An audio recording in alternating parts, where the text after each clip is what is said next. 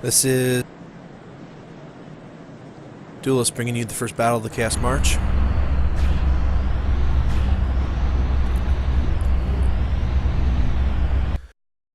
That's a Loki G for Ivan, Yeti and a Uziel C, Proxima and Epona A, Paps and a Shadowcat Prime, Shooter in a Cougar B, Silvercraft and a 3 Life LAPC, Burner in a Raven C, Stubby in a Hollander D, Django in a Shadowcat Prime, Bob in a Hollander Prime, Serpentis in a Cougar Prime, Korn in a Loki G. The two teams opening up combat for the battle for the planet Plensi, which is neutrally held and represented by the defenders that you see in blue, the players in red. Basically, Chaos March and the Mercenary Korn are in red and represent the attacking force. They need to win 3 of the coming 5 maps in order to win the planet and be declared the victor of this campaign. I am Duelist. I am one of the leaders of the MWLL faction of SJ, and you can see 2 of my members in here, SJ Proxima and Pabst, and then we have a group of mercenaries, Yeti, Ivan, and Shooter joining them, along with Silvercraft. Silvercraft will have, we have a battle, contact. The two teams are set up for long-range combat, so I'm going to have to stay pretty zoomed out to give you the full battle, but I will attempt to give you a bit of a view. I see this match going just as it is right now, the two teams sniping at each other, but I do imagine that they'll send a unit or 2 out to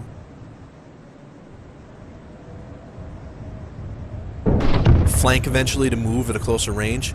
Silvercraft has 3 total lives as the infantry unit, so he will more than likely move out to attack them. There's some they have some missiles on this list, I think. No, I may be wrong on this. This is all direct fire here. Burner, the faction leader for this team. Proxima acting as the drop commander for the blue team, and Silvercraft acting as the faction leader for that team. These are the Wolverines Rebirth.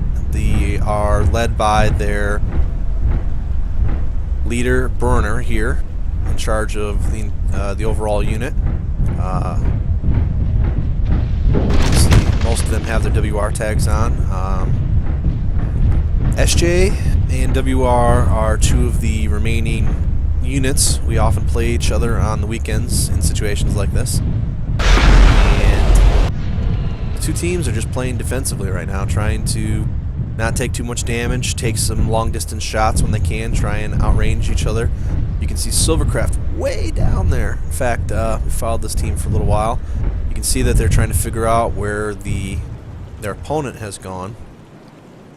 Let's follow Silver for a little while and see what his strategy will be as a battle armor. Considering that they don't have a lot of missiles with them, a tag laser's out. And no, he does have a tag laser. Still, I must have some missiles then. Proxima most likely telling the ground forces to regroup a bit. He's telling them to stay hidden. Pabst going up to try and get some sniping shots. I'm just going to take some hits though. That was a little bit of a high jump there, Pabst. Sometimes when you jump jet, you want to only go up as high as you need to. So in this case, if we were jump jetting, you don't want to say go like this high. But who am I to say? I am not very good at that pop-tarting tactic. But one of the strategies I like to use is if we're jump jetting up, and then I'll get my shot off, I'll leave a little bit of juice in it so that when they get ready to fire on me, I'll go sideways a little bit to try and avoid the shot. But anyway, yes, they do have missiles. I forgot, Proxima here has one of the better missile units in game, LRM 40 from 4 LRM 10 racks, so he's waiting for his battle armor to try and get in with a tag laser. It's going to be a little bit difficult because since they're on the edge of the hill, he's going to have to expose himself because the laser has to be held on the entire time, or at least the time that the missiles are going over his head and would be close to firing to make contact. And it's daytime, so his laser, you can hear it but a little bit, but it is an invisible beam unless you have night vision on, which none of the players will. We'll turn it on likely on this map because you can see how bright it is. So Silver trying to get set up on Bob. He has about a 700 meter range, so he can maybe hit some of the outside edge here. Unfortunately for him, Django and Bob, two of the better players on this team, are right on the edge, and if Silver exposes himself much, he will die. But weapons that he's facing aren't necessarily good battle armor weapons. He'll be okay. Proxima can afford to fire off some of those missiles even without a lock because he has the APC nearby, and until that gets destroyed, they can refill ammo as much as they want. I knew, as I suspected, they're flanking, but I'm very surprised that they're sending 3 of their entire units out here. What they're trying to do right now is force the opponent to choose which side to attack so the other side can expose itself. Bob has a heavy Gauss, I believe, but his weapon is most powerful at close range. But right now they're flanking. This is a flanking maneuver. They're starting to become a pincer maneuver. So Proxima has to decide whether or not he wants to let them get close, or if he wants his team to provide enough cover fire. You can see they're just hunkering down defensively right now, forcing Wolverine's Rebirth attackers to move in and attack them. There aren't any missiles being fired, so I'd imagine that Silvercraft is had not been able to safely get into range with his tag laser to laser the missile target in.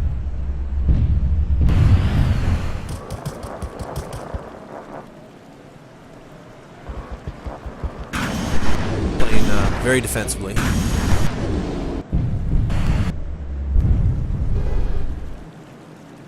We can see Burner's decided to tell his team to, yes, they're pincering. He'll be sending 3 of his forces out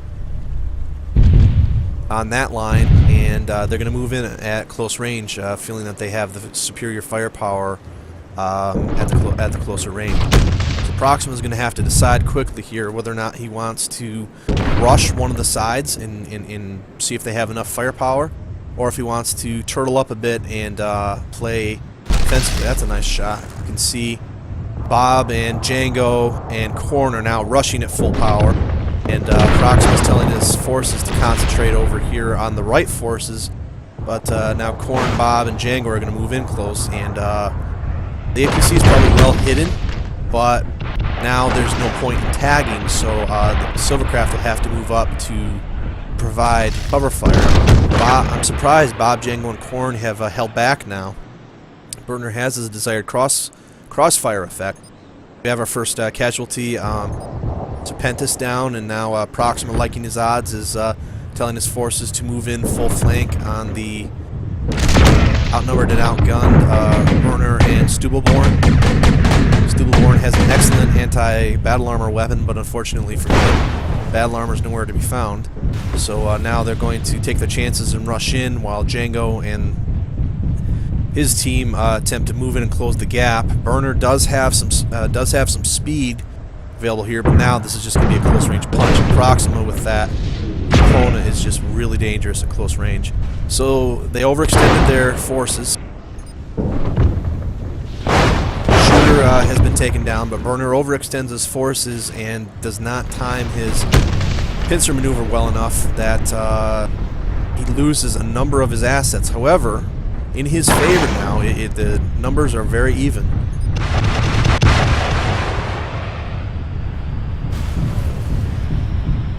In fact, it's a 4-on-3 advantage now. And considering that Proxima is largely a long-range asset, the battle armor is trying to get in there. This very well could go Wolverine's Rebirth way, a very risky tactic. The one still might pay off. Ivan is the only one with any respectable weapons for up close. So they're trying to get some distance in here. Silvercraft is trying to move in and attack and use some of his lives, and the remaining Wolverines are realizing their advantage now and are attempting to move in, and will focus fire on Pabst.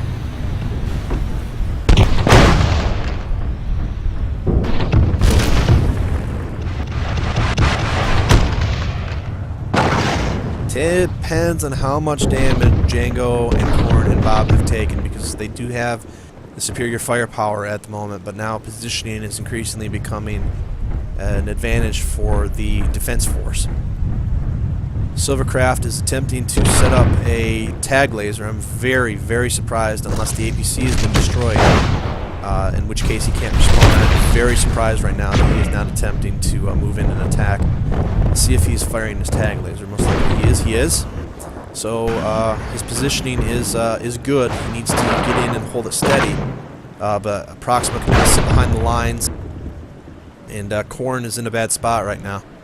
Silver is trying to move in and tag. Battle armor is not his preferred asset, but he is a skilled pilot. Played this game a long time, and he's a quick learn. They're attempting to get some missiles off here. Proxima has to move up a bit as Django and Bob and Korn are now all in a defensive position. The missiles are away now. I don't think they're going to hit though. Nope, it'll be close. Unless if the APC hasn't been destroyed, I'm still a bit surprised that they're not having him move in and use up one or two of his lives to attack.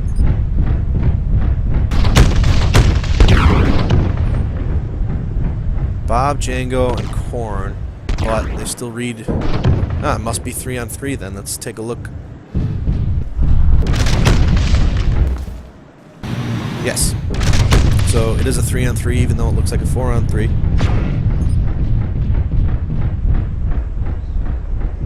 Carrying assets. They have taken down the Loki, which is should be enough now. The Wolverines Rebirth attack force more than likely are going to come away and pull off the victory now, as Pabst and Proxima are powerful players and powerful assets, but they simply do not. They might have the speed to get away and use some distance, but now the battle armor absolutely has to become a factor in the fight.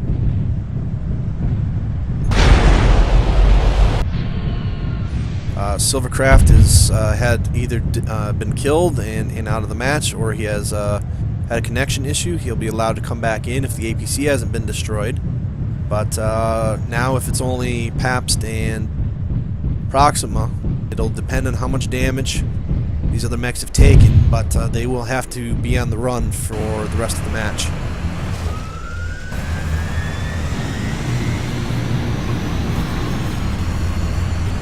Proxima, probably seen Korn on radar now. They're trying to do a power down and power up maneuver to lure in the forces close.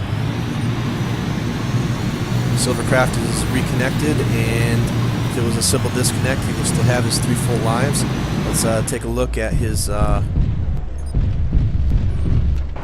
return. You can see the APC is still alive, so he is going to grab some attack weapons and move in, while Django looks here to try and locate X-Men Pabst, who are playing extremely defensively right now, likely waiting for Silver to get into range and do as much damage as they can before they move into attack. The attacking force has the option of waiting for the timer to expire, which would happen around the 60:00 mark, and they would carry the match as a, by default, since they have more carrying assets. Battle armors do not count as an asset. It cannot be the last asset alive and still win the match. So they have to keep at least the Epona or the Shadowcat alive in order for the match to continue on. You can see that they have discovered Proxima's position, and they are thus moving in to close in. We have the LRMs away. Proxima's probably reloaded ammo at some point, so he should be able to fire a large number of them, and it'll be up to the attackers to decide how aggressive they wish to be in moving up, because those LRMs will do some significant damage before they can get into range. You can see Proxima and Pabst now are attempting to run. Django has enough speed to catch up to them. They have enough range to cut off their advance to the right, so they'll attempt to move into the left. Paps attempting to move up, taking some nasty hits, and they've closed the distance enough that more than likely this will be the final stand. Bob doing a good job of jump jetting to avoid the LRM fire. Still trying to see where if Silver can get into range, but the APC likely in a far off spot in a well hidden position. And with Proxima now dead, this will be a Pabst attempting to fight as hard as he can, but with a 3-on-1 advantage to Silver, a number of hundreds of meters away, unless Pabst is able to outrun them and get to cover. You can see that he's lost an arm. That's a significant amount of his firepower. 50% of his firepower lost, I believe. I can't tell, but let's call that the Gauss cannon. You at home, is this a Gauss or a PPC? If it's at this point, it'd be better if it was a PPC for him, because then he doesn't have to worry about ammo. He'll attempt to get away and see if Silver can do some damage here to use up his lives. Paps taking a nasty beating though. Bob and Django will continue to move in on him. Silver gets a shot off before the end of the match. And that's it. We will see next time as the Wolverines Rebirth acting as the attackers of Planet Plenty, as the Saiph are now up 1 map to none, and they need 2 more to secure the planet. We'll see you next time on the Chaos March Network.